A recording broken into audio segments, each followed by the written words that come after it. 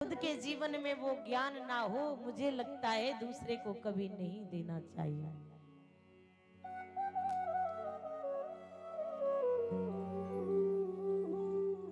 एक बार महात्मा गांधी जी के पास एक मैया अपने पोते को लेकर के आई, और जब पोते को लेकर के आई तो मैया ने प्रणाम किया, बोले बाबा जी मैं आपके चरणों में प्रणाम करती हूँ, ये मेरा पोता है, ज्यादा गुड़ खाता है, मुझे डर लगता है कहीं इसके दांत खराब ना हो जाए,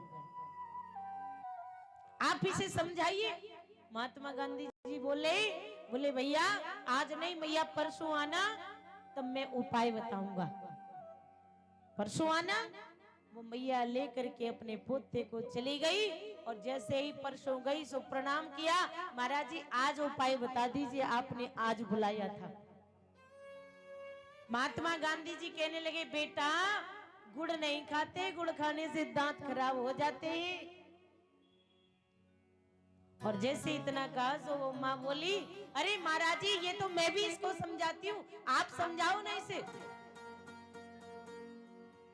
ये तो मैं भी समझाती हूँ। महात्मा गांधी जी कहने लगे मैया मेरे पास भी यही शब्द है, इससे ज्यादा मैं नहीं समझा सकता।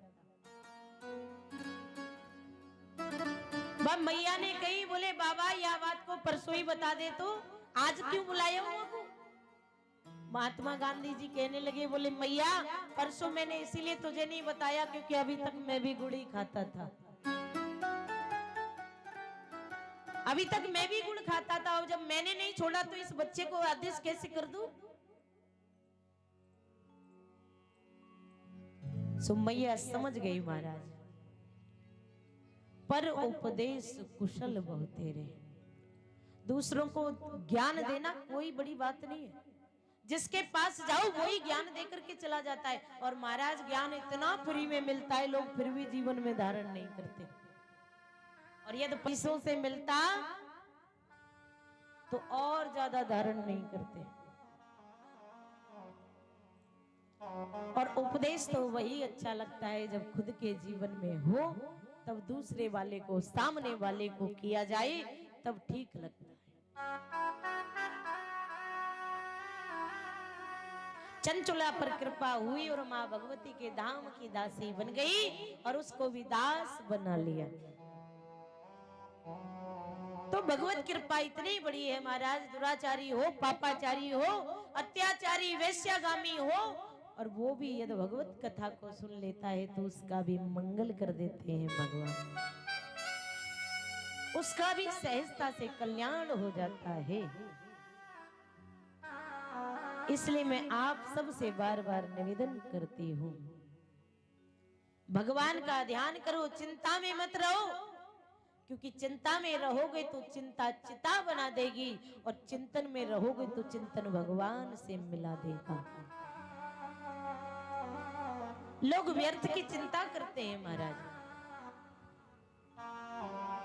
बेटे की नौकरी लगेगी कैसे, बेटे का विवाह होगा कैसे, और मैं कहती हूँ यदि नसीब में और कर्म में लिखा हुआ है, प्रारब्ध में लिखा हुआ है, तो उसको कोई टाल नहीं सकता। और नहीं है तो महाराज बोले प्रयास कर करके मर जाओ, कर करके मर जाओ, लेकिन मिलने वाला नहीं। अगर नसीब में है तो अपनी थाली का भोजन अपना है, और नसीब में नहीं है तो दूसरे की थाली का भी भोजन हमें मिलने वाला नहीं है। इसलिए जाग जाओ महाराज, केवल 2 दिन शेष हैं, आज और कल, और कथा विश्राम की है महाराज। ऐसा कहा जाता है जिसने लगातार 7 दिन तक कथा न सुनी हो और 8 में और नवाह पनायण की कथा को सुन लेता है तो उसे पूर्ण फल की प्राप्ति हो जाती है।